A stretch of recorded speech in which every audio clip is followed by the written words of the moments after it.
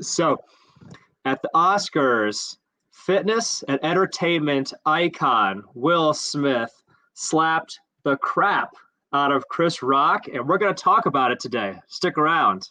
Welcome to the CrossFit Edwardsville Community Podcast, where we hear and learn from our coaches, CrossFitters, and Glen Ed community leaders. Now, here are your hosts, Dallas and Greg.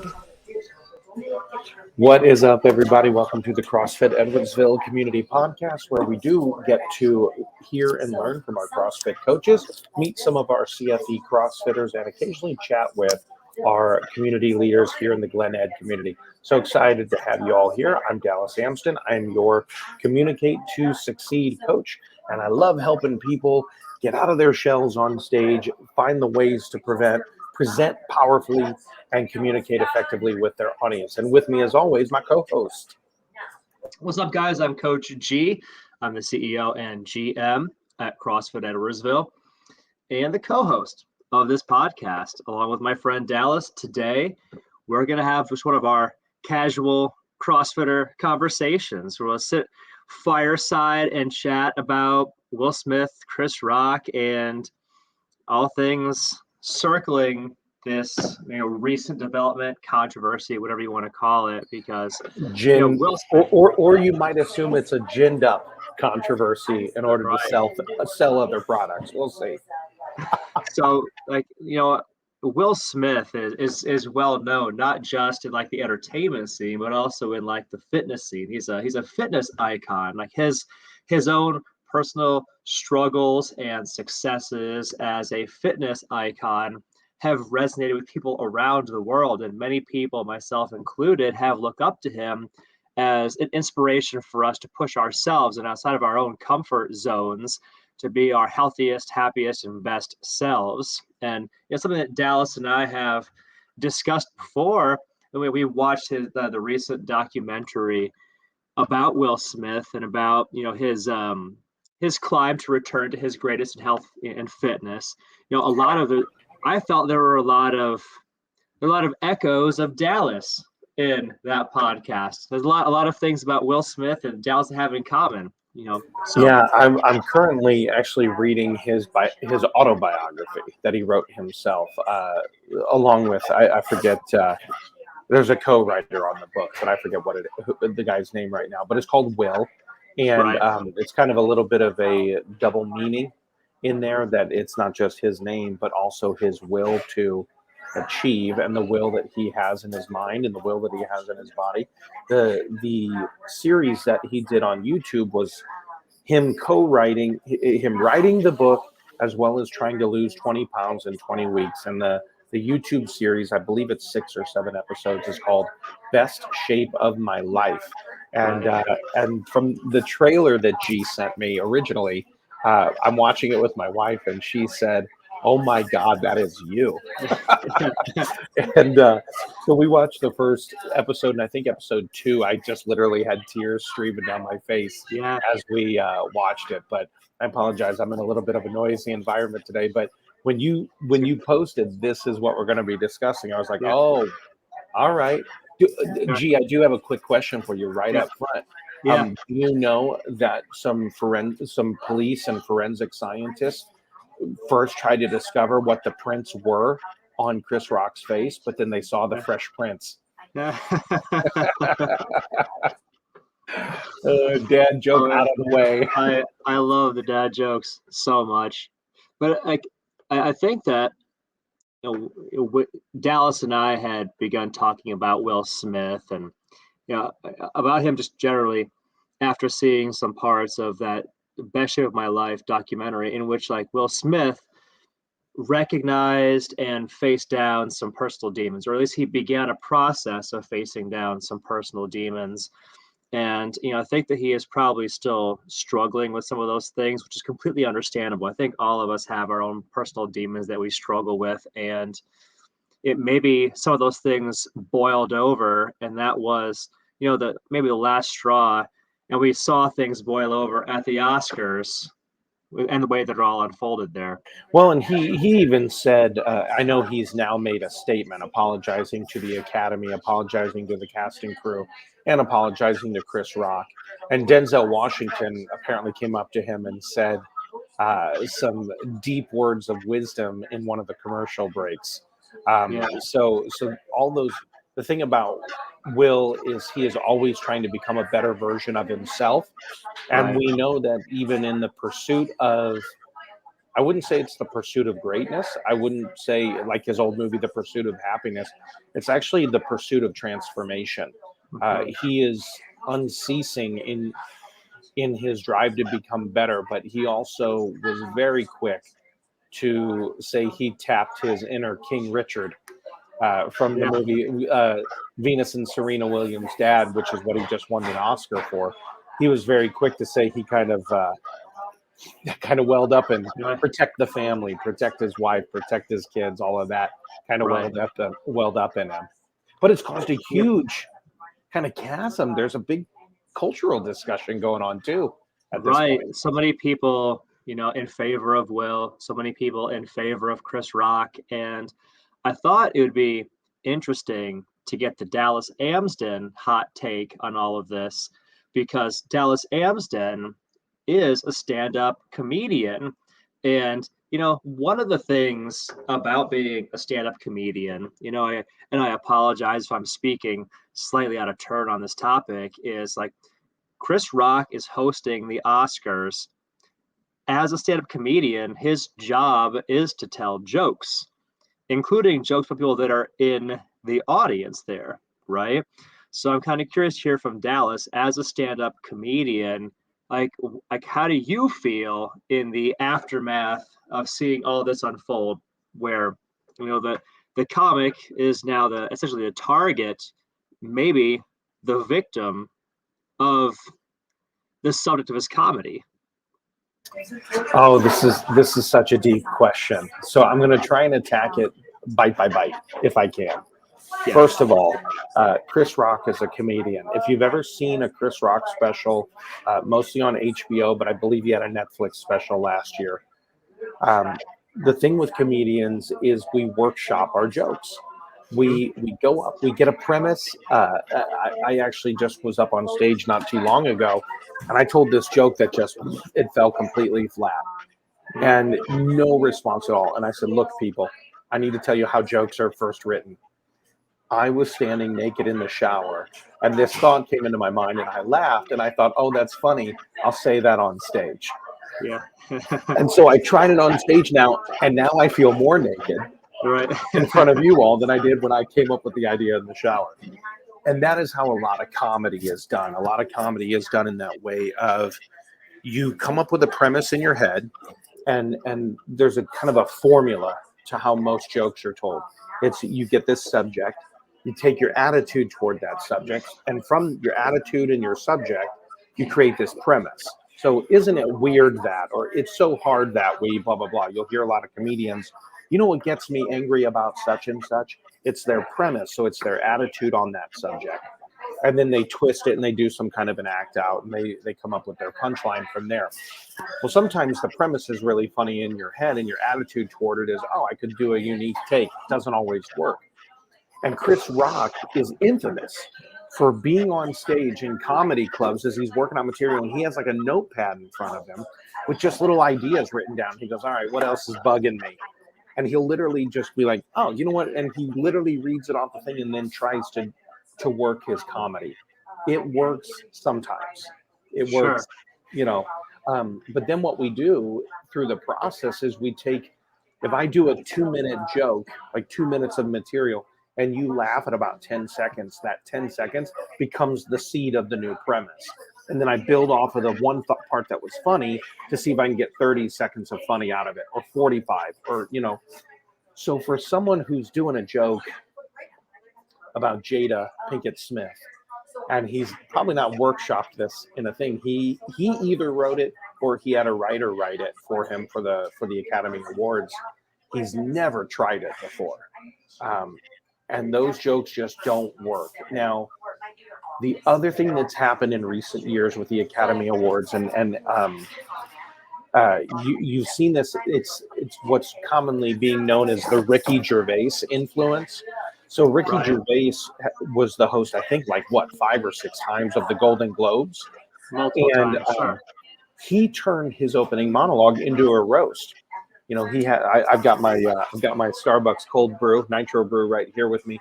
But he literally at one year had his beer, his Guinness, on stage with him, and he'd take a drink and he'd tell a joke and he'd roast the people in the room. So what has happened? Those were in the Golden Globes, and the Golden Globes is a much more relaxed environment. There's usually dinner involved, versus the Academy Awards is supposed to be a little more prestigious and stoic. But the Golden Globes ratings were doing okay, whereas the Academy Award ratings were tanking. So I think the Academy said to their writers, how can we borrow from what's successful at the Golden Globes? Roast people. They think that's successful. So you've seen over the last couple of years, the Academy Awards has allowed a little bit more roasting of the nominees and a little bit more jibes and jabs at the nominees to try and give it more of a relaxed feel, to provide more viral moments that could go famous on Twitter or YouTube, just to help boost their ratings a little bit. You get more of the viral snippets Yep. that will be shared on the YouTubes and the interwebs. Yep. And so I think that's what occurred was, I mean, my God, my social media feeds, Instagram and Facebook, are loaded with memes of Will Smith. And so you got to go, okay, it worked for them as far as the viral nature. It worked for sure in those terms.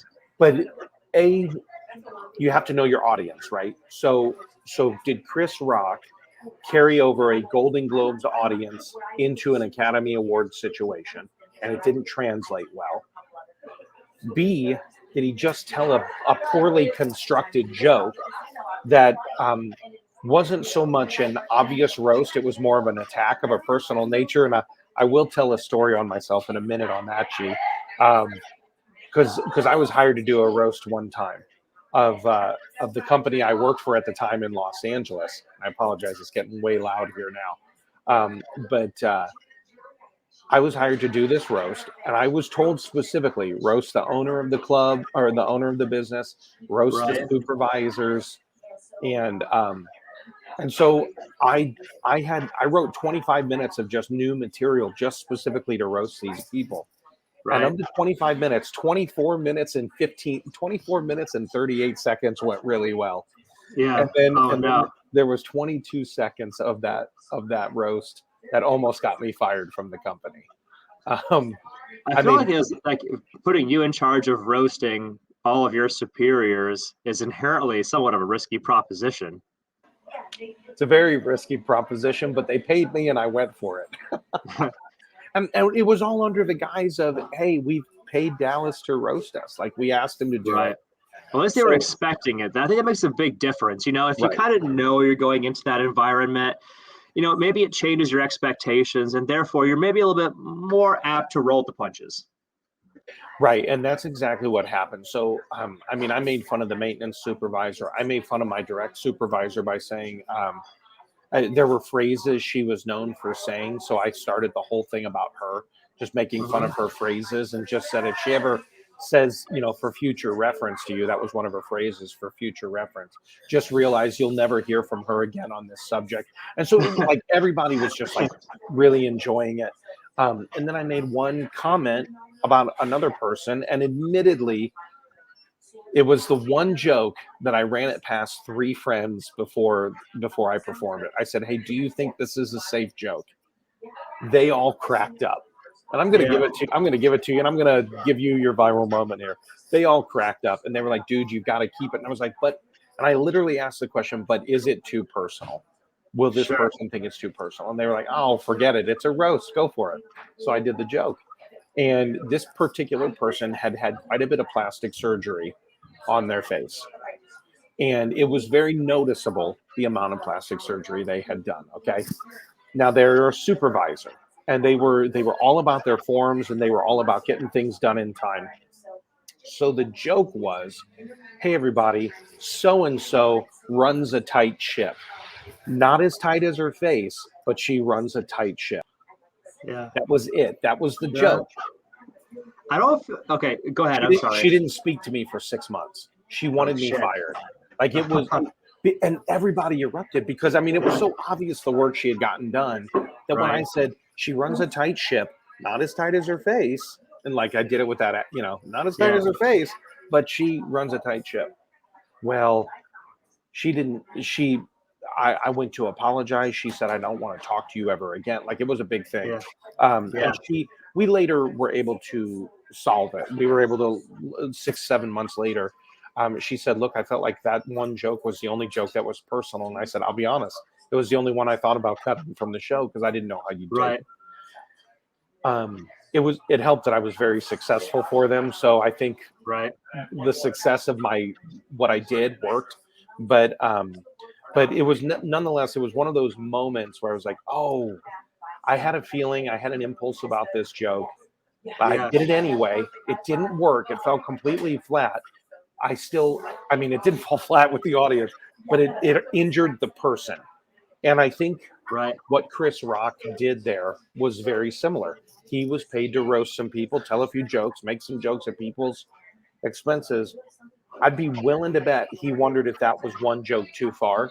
And then it happened and he realized, but again, that's how comedy works. You try something, it doesn't work, you try it again at another point.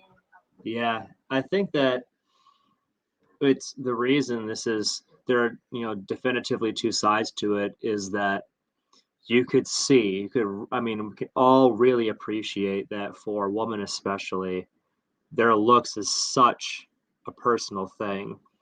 Alopecia, hair loss is such a personal thing and such a big deal, such a touchy subject for, for a woman that's going through that, for example, which is why I think that it was probably very, very sensitive for her and therefore very, very sensitive for Will.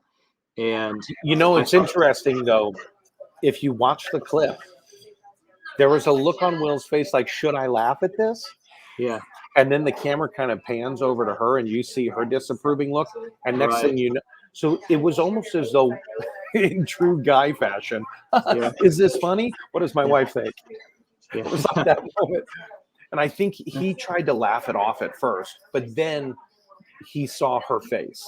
I think so. You could see how it affected her. And I think that given that it is his wife, he can feel what she's feeling in that moment. And I've tried to put myself in his shoes and what would I do if it was me? And that was my wife. And I honestly I don't know that I have a really good answer for that. I will say, and something I've never told you, Dallas, anytime I ever go to a comedy club, which is not often, but anytime I go to a comedy club, the minute the act goes on stage, I try and think of some clever, smart-ass little dig or roast of them. Just in case they throw something my way, I want to have something in my back pocket as a retort. You know what I mean? So in comedy clubs, when somebody talks back to you, they're known as a heckler. Yeah. But most hecklers are usually the drunk guy or the The bachelorette party who's Yeah. just had way too much and they're just way too chatty. Yeah. And so as comedians, we always have to be prepared, kind of like in our hip, our Yes. sidearm, our little quips to make fun of or silence the heckler. But you're saying as the heckler, you're pre-prepared in case you get a jab. Yeah, just in case I end up being if I end up becoming the subject matter, I want to have something in my back pocket as a retort. You know what I mean? Absolutely. It's like an instinct that I have that I'm going to have a comeback if there ends up being a back and forth exchange. And that said, you know me, and I'm not going to be the guy to throw the first stone. Do you know what I mean? I'm not going to poke the bear. Right. I don't but you'll be ready to grapple. Proverbially speaking, verbally, you'd be able to ready to go. Right. And, I say I really don't know how I would have handled that situation if it was me and Caroline in the front row and Chris Rock made a joke. I feel like if I'm in the front row and the comic can hear me and I just yell, keep my wife's name out of your effing mouth, and leave it at that, I feel like, again, Nick, you're a much better judge of this than me. They'd get the message, but I don't know. I don't know. It probably Yeah, depends on the comic. Maybe the comic would like some would double down and some would recognize, okay, this is a touchy thing. right. So I don't.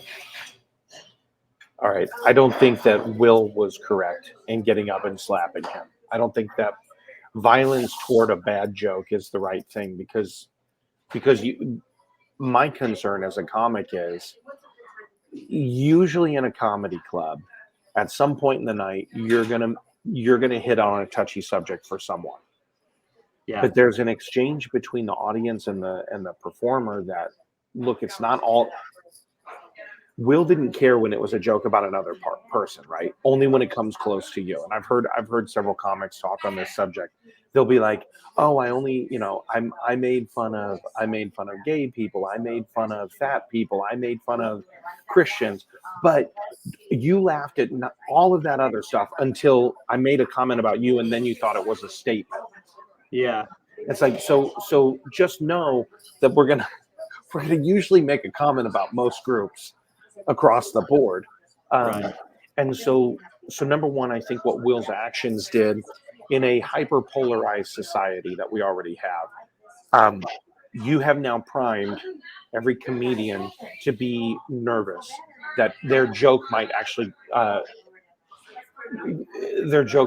get a physical response from somebody. And I think that's problematic. That's a reasonable concern, I Yeah. feel. Like in a sense, it sets a precedent. Right. And it sets a precedent from an Academy Award winning box office multimillionaire star on a stage in which security should have probably removed Will Smith from the room. And didn't. So it was like, okay, so now if I'm and clubs are supposed to be safe environments. They just are. That's why they don't allow recording either, because the comics are working out their material. So even when you'll get a comic who goes off the handle on a heckler and people start recording it on their phone, and then next thing you know, they say a word they're not supposed to say. Michael Richards years ago, or any of these situations, there's an exchange of ideas in those spaces that it's like, look, we're working it out together. Sometimes it's going to work, sometimes it's not. But for someone to be able to think they can physically retaliate to a verbal joke, I mean, right. It's the same for me. I'm going to get in so much trouble here. Maybe I should stop. It's the same for me of saying that a particular speech is hate speech. Yeah. As people are just discussing an ideology or a thought process, they're just talking it through. I don't know that there's any, other than inciting people to violence. Hey, we should go and destroy the such and such. When you do that and you're inciting people to violence, that's a different conversation than, hey, we're going to have a free exchange of ideas here. Some of them are going to work. Some of them are not going to work. And in that, you can't say that it's hate speech while we work it out. I just saw a video from a few years ago now of a group of comics sitting around. It was Colin Quinn and Bill Burr and Caroline Ray and several other people, and they were discussing the F word that's now been dubbed as derogatory toward homosexuals, sure. As to whether or not that actually is hate speech or used in a certain context by a certain group. What does it mean, etc. And I was watching this going, boy, if they were having this conversation now, the audience would be yelling at them, or God forbid, someone getting up and being violent. I don't know. Right. It brings a whole, like you said, I went off here a little bit. It sets a whole precedent that I think is very dangerous. Now, what should Will have done? He could have easily looked at him and said, stop. Yeah. Just been like, hey, dude, not appropriate. And then they handle it in the back room. And for those of you who are not watching the video version, you're hearing the audio version.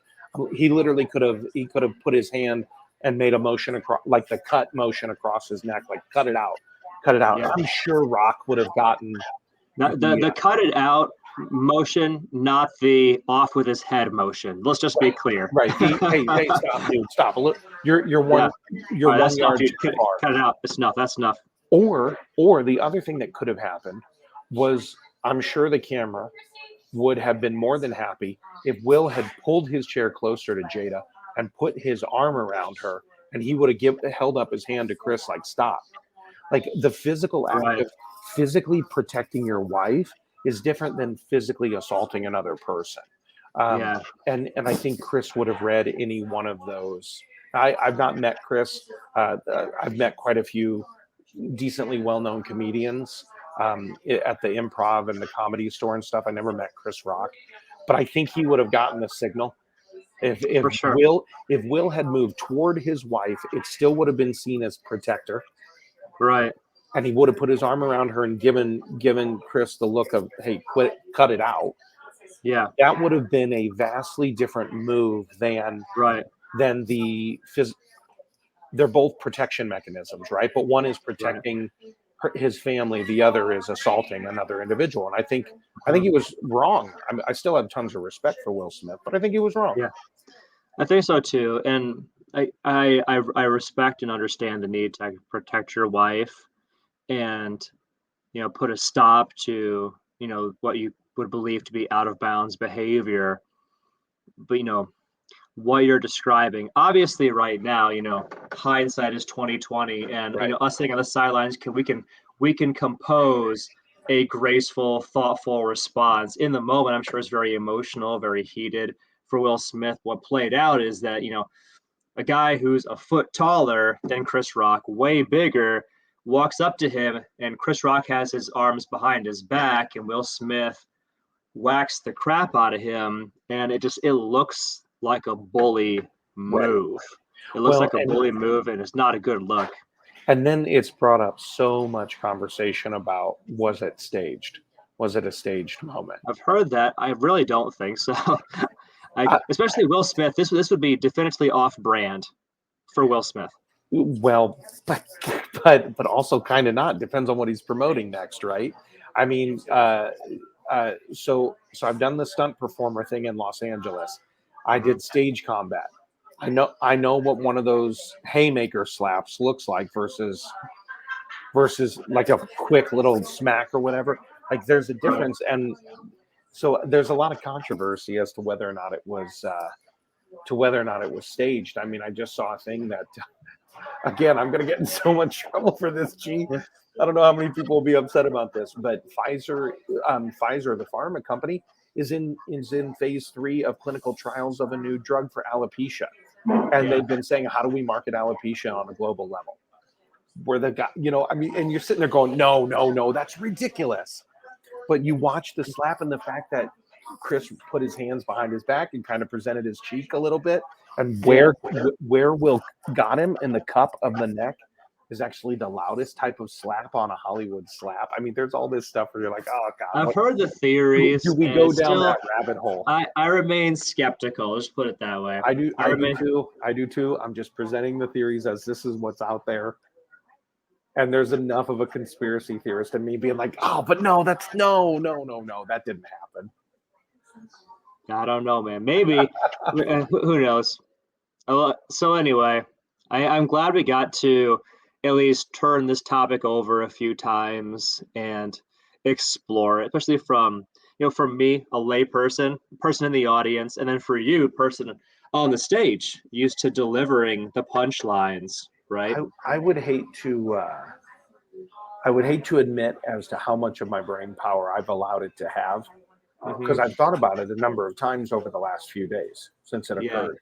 And I bet all stand-up comics do. I bet all of them do. Yeah. I mean, anyone who's a performer is thinking their way through a myriad of things. But then also, for me, it just speaks to the larger issue of the fact that we are so primed for divisiveness and controversy in our culture. Yeah. This has been the number one trending subject. Now, granted, it did its job of getting the Academy Awards talked about this year. Yeah.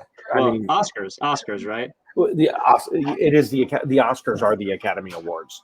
Okay. So it did its job of getting the Oscars/Academy Awards talked about. But it's just one of those things. I've molded over a bunch, and I'm thinking to myself, violence and offense is never the answer. Violence as defense is totally. again, if his wife had been physically assaulted, and you know this from jujitsu, there's a reason you're training in jujitsu. If it goes down, you will be prepared. Right. You don't rise to the occasion, you fall to the level of your training. Right. So to be, and I know several martial artists that would say, don't be the aggressor. You train to be the defender, not to be the aggressor or the oppressor.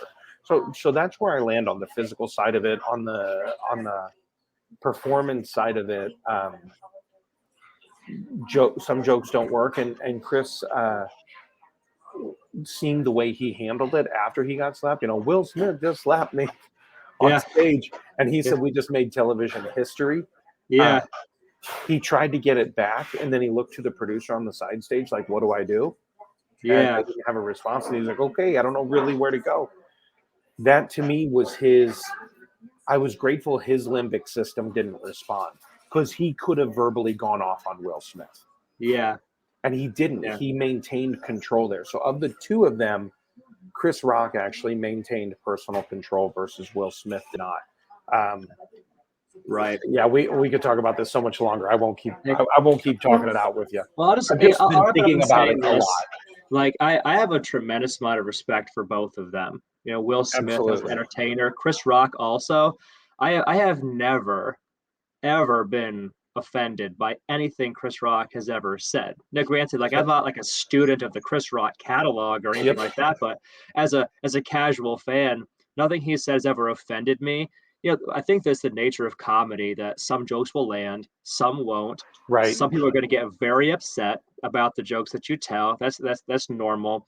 I will say, like, the silver lining to all of this, I feel, is that guys like you and me are now having a thoughtful conversation about what do you do if somebody is throwing questionable verbal comments toward your wife. What is a thoughtful way of responding to that situation? And I do feel like, in a sense, if there ever was a situation, sort of like how I train in jujitsu, so that if there ever is a situation, I can respond intelligently. I like to think that because we've had this conversation, we're better men for having had it. Yeah. And maybe we can have a more intelligent, thoughtful response if we ever find ourselves in a situation like that. Whether it's a comedy club or anywhere else, like what is the protector's response that doesn't go too far? How do you not overreact or overcorrect? Right. You know what I'm saying? Right. Yeah. I go back to that old playground saying we used to have: sticks and stones will break the bones, but words will never hurt me.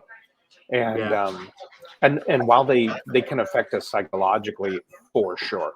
But the truth is, if Will had never retaliated in a physical way, the person who would have lost that in the eyes of society would have been Chris Rock.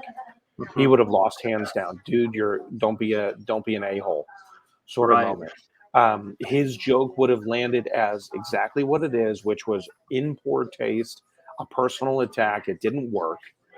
But the moment that it became physical, then it opened up this whole other can of worms of discussion as to, is verbal assault isn't really as dangerous as physical assault. I don't know.